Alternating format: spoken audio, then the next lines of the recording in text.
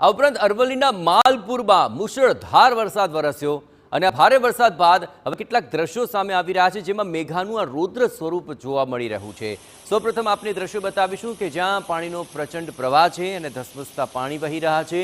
પાણીના પ્રવાહમાં પાર્ક કરાયેલું બાઇક પણ તણાતું જોવા મળ્યું। પાણીનો પ્રવાહ એટલો જોરદાર હતો કે ચાલકે અનેક પ્રયાસો કર્યા, પરંતુ પાણી બાઇકને તાણી રહ્યું છે। આ તસવીરો આપ જોઈ રહ્યા છો।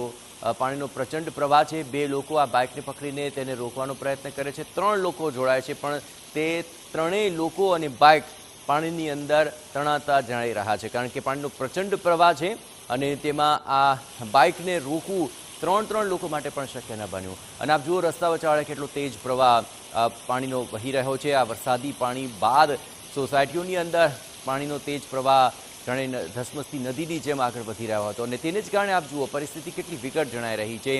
માલપુરની ગલીઓની અંદર તેજ પ્રવાહમાં નદીઓ વહી રહી છે।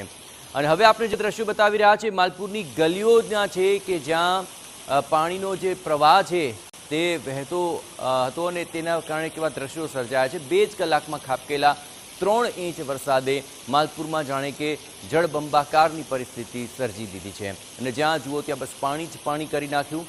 આ દ્રશ્યો જોઈને અંદાજો લગાવી શકાય તેમ છે કે વરસાદી પાણી કેટલી હદે કહેર વર્તાવી શકે છે।